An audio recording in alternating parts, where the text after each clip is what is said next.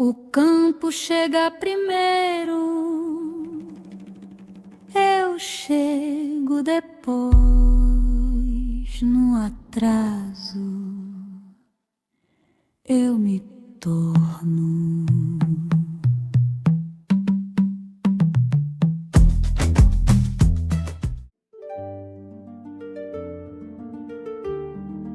Como é que a gente percebe o mundo?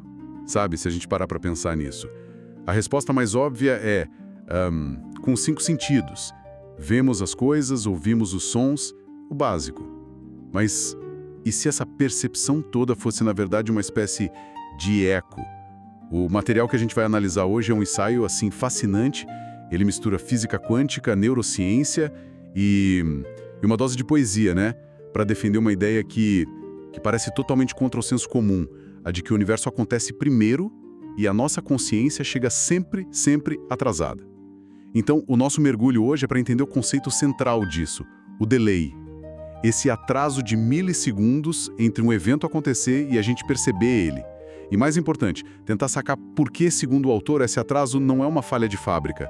Pelo contrário, é a condição essencial que torna a experiência humana possível. E o que é incrível nesse material é justamente como ele conecta, sabe? Ele cria uma ponte entre metáforas super poéticas e experimentos científicos bem concretos, como os do Benjamin Libet e do John Wheeler, que a gente vai falar. Nossa análise vai ser para entender como essa aparente lentidão da nossa consciência não só define quem a gente é, mas molda a própria realidade que a gente vive. Certo, vamos lá então. Vamos desempacotar isso. A primeira imagem que o ensaio usa para explicar essa ideia é ótima. Ele fala que o universo é como um filme em time-lapse, sabe? Aquele de feijões crescendo super rápido. Uhum. E a nossa percepção seria o exato oposto. Um filme em câmera lenta, em slow motion. Tudo no nível das partículas, do que o texto chama de o campo, acontece numa velocidade quase instantânea. Nós é que somos lentos. E a neurociência, que é citada logo depois no texto, ela coloca números nisso.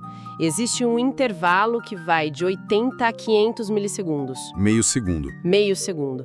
Entre um evento acontecer lá fora e a nossa consciência, de fato, registrar. Ah, isso aconteceu. E meio segundo pode não parecer nada, mas, em termos de processamento cerebral, de física quântica, é uma eternidade. Nesse tempo, a realidade já se formou. O evento já virou passado. Espera, só para a gente ter uma ideia bem clara disso. Nesse meio segundo, o que já aconteceu exatamente? Bom, em termos quânticos, o texto diz que a função de onda já colapsou. Certo, colapso da função de onda é um termo que a gente ouve bastante. Para quem não é da área, o que significa, assim, na prática nesse contexto? De uma forma bem simples. Antes de ser observado, um sistema quântico existe em um estado de múltiplas possibilidades. Ao mesmo tempo. Isso é a função de onda. Quando acontece uma medição, uma observação, o sistema é forçado a escolher um estado definido. Isso é o colapso. Então, quando a nossa consciência finalmente percebe o evento... A festa já acabou. Exato. A fase do qualquer coisa pode acontecer já terminou. A realidade já escolheu o caminho dela. A gente só recebe o memorando depois. Entendi. É por isso que a analogia do relâmpago que o texto usa funciona tão bem. É tipo tentar assistir a um relâmpago com o ouvido. Perfeito. A gente vê a luz, que é o evento em si, e só bem depois escuta o trovão. A nossa consciência seria o trovão, sempre chegando atrasada. E essa ideia do atraso fica ainda mais bizarra quando a gente olha não para o mundo lá fora, mas para as nossas próprias decisões. Ah, sim. Aí o ensaio fala do experimento de Libet, que ele chama de uma fenda na parede da psicologia. Sim, o experimento do Libet. Ele pediu para voluntários moverem o pulso quando quisessem e ficou monitorando a atividade cerebral. E a descoberta foi chocante. O cérebro mostrava um pico de atividade, um potencial de prontidão. Que é o que inicia o movimento. Isso. E esse pico acontecia uns 350 milissegundos antes de a pessoa relatar a sensação consciente de que tinha decidido se mover. Espera um pouco. Isso é difícil de engolir. Se a atividade cerebral que causa a ação acontece antes de eu ter a consciência de que decidi agir, isso põe em xeque toda a nossa ideia de livre-arbítrio, não? Onde fica o eu nisso tudo? Essa é exatamente a questão que o ensaio explora. A implicação é profunda. Parece que a escolha é feita, ou pelo menos iniciada antes da nossa consciência da escolha. O que o autor chama de o campo, ou o nosso corpo, nosso sistema nervoso, ele inicia a ação. A consciência, que chega depois, parece só testemunhar ou, como o texto diz de uma forma genial, ela só carimba algo que já está em movimento. Então não sou eu que aperto o botão. O eu consciente não. Ele só percebe que o botão foi apertado e talvez depois crie uma história para explicar o porquê. Então, a conclusão do texto é que somos testemunhas atrasadas dos nossos próprios atos. E isso não é uma curiosidade, é a moldura de toda a experiência humana. Esse delay é a nossa condição, ok. Mas se a gente aceita essa ideia, né, de que estamos sempre atrasados, a primeira reação é pensar que isso é um defeito, uma falha de design. Só que aí o ensaio vira o jogo de um jeito que eu não esperava. Exato. Em vez de ver o atraso como um problema, o texto apresenta como uma misericórdia. Uma bênção. A lógica é que, sem esse atraso, a realidade como a gente conhece seria impossível. Talvez insuportável. Como assim? Se a nossa percepção fosse perfeitamente simultânea a cada evento quântico, a gente viveria num estado de puro caos. Seria uma sobrecarga de informação crua, sem filtro, impossível de processar. Seria tipo tentar ouvir todas as estações de rádio do mundo ao mesmo tempo. Cria o espaço para que um fluxo caótico de instantes se transforme numa experiência com começo, meio e fim. É o que permite criar uma narrativa, uma memória. O atraso transforma o agora bruto numa experiência processada. Eu preciso parar um minuto nessa analogia da música que o texto usa, porque é boa demais. É linda, né? A ideia de que a nossa consciência precisa do silêncio entre as notas para que a música exista. Isso muda tudo. Se não tivesse pausa, seria só um ruído contínuo, sem sentido. E se não tivesse o atraso, a vida seria esse ruído caótico de informação. O atraso é o silêncio. É o silêncio que nos permite ouvir a melodia da vida. Uau! E essa melodia nos leva para outra metáfora central do material, a de que nós somos como células individuais dentro de um organismo muito, muito maior, uma consciência cósmica que o texto chama de viveka ou às vezes só de campo. É uma imagem poderosa. A gente se vê como indivíduos separados, né? Mas nessa visão, somos parte de um todo. Como essa ideia funciona na prática? O ensaio desenvolve isso de um jeito muito interessante. Pensa numa célula do seu fígado. Ela não sabe o que o cérebro está pensando. Ela não tem a visão geral do organismo. Certo. Mas ela está o tempo todo recebendo e respondendo a sinais químicos, elétricos. Ela participa da inteligência do todo, mas de forma inconsciente. Da mesma forma, os nossos trilhões de células poderiam ser vistos como antenas. Antenas? Sim, captando informações do ambiente, do campo, muito antes da nossa mente consciente, com todo o seu atraso, se dar conta do que está acontecendo. Então a intuição seria uma espécie de spoiler que o nosso corpo recebe do universo antes da mente consciente? É uma ótima maneira de colocar. O ensaio sugere exatamente isso. A intuição, aquele sentimento que parece vir do nada, né? Poderia ser isso, um sinal desse organismo maior chegando na célula, que somos nós. É a informação chegando pela via rápida do corpo, do sistema celular, e não pela via lenta e burocrática da consciência, que precisa traduzir tudo em lógica. Essa conexão com a intuição é fascinante, porque dá uma base quase biológica para algo que a gente costuma ver como místico. Mas o ensaio não para por aí. Ele entra num território que, para mim, foi o mais difícil de entender. O tal experimento da escolha retardada do físico John Wheeler. Ah, sim. Quando eu li sobre isso pela primeira vez, também tive que reler. Várias vezes. A mente da gente não quer aceitar. A ideia básica do experimento mental do Wheeler é que, em certas configurações quânticas, uma escolha que um observador faz agora, no presente, Certo. pode retroativamente determinar o caminho que essa mesma partícula tomou no passado. Isso vai contra tudo que a gente aprende sobre o tempo. Causa e efeito, a flecha do tempo. Como assim o presente pode definir o que já aconteceu? É um conceito que vira nossa intuição de cabeça para baixo, e a forma como o ensaio interpreta isso é a chave. Para isso fazer sentido, duas coisas precisariam ser verdadeiras. Primeiro, que o campo, essa consciência maior, já sabe de todas as possibilidades.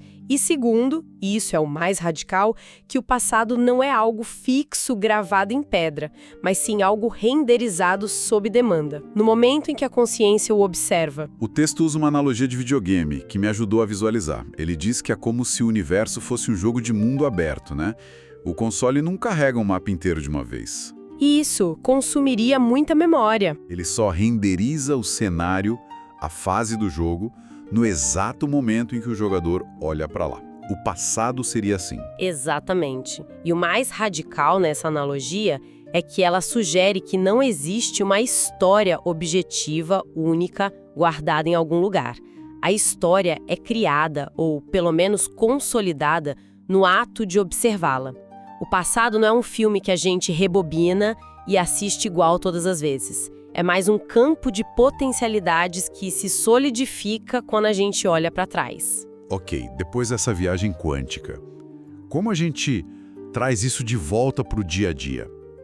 É aí que entra o conceito final do ensaio, o de coerência, certo? Isso. A coerência é o conceito que amarra tudo. Se o atraso é a nossa condição fundamental, a coerência é quando a gente para de lutar contra ele e, aprende a surfar essa onda. O texto descreve como um momento em que o atraso deixa de ser um ruído, uma dissonância, para se transformar em ritmo, em música. E o que isso significa em termos práticos? Segundo o ensaio, é um estado de alinhamento. Total. Imagina o fluxo. O campo, o universo, enviam um sinal. As nossas células, as antenas, respondem a esse sinal de forma imediata e intuitiva. E a nossa consciência, mesmo chegando por último, em vez de duvidar, de analisar em excesso, ela se alinha com essa resposta corporal. Ah! Nesse estado, a ação, o sentimento, a percepção, tudo entra em fluxo. A vida deixa de ser sentida como um atraso problemático e passa a ser vivida como uma sinfonia. Então, coerência é quando o eu consciente para de brigar com o atraso e entra no fluxo que o corpo já está sentindo, é isso? É tipo confiar na intuição que chega antes do pensamento. É uma excelente síntese. É quando a testemunha atrasada confia no que já está acontecendo através dela. Então, o nosso percurso hoje foi bem maluco. A gente começou com a ideia de um atraso no nosso sistema, que parecia uma falha, uma limitação, e mergulhando nessas ideias, a gente termina entendendo esse mesmo atraso como o espaço sagrado onde a experiência acontece. O portal para a própria vida como a conhecemos. Exatamente. A grande conclusão do ensaio é essa. O universo chega primeiro, a consciência chega depois. E é nesse intervalo, nesse espaço de meio segundo, que nasce todo o mistério, a arte, a beleza da existência humana. Somos, como diz a frase final do texto, a melodia que está sendo escrita, milissegundo por milissegundo, nesse silêncio fértil. E isso tudo deixa a gente com um pensamento para levar daqui, né? Se toda a nossa experiência do tempo, da história, do eu, só existe porque somos lentos o suficiente para senti-la, o que a gente poderia descobrir sobre a realidade e sobre nós mesmos se aprendêssemos a de fato dançar com esse atraso, em vez de passar a vida inteira só reagindo a ele? O campo chega primeiro, eu chego depois. No atraso, eu me torno.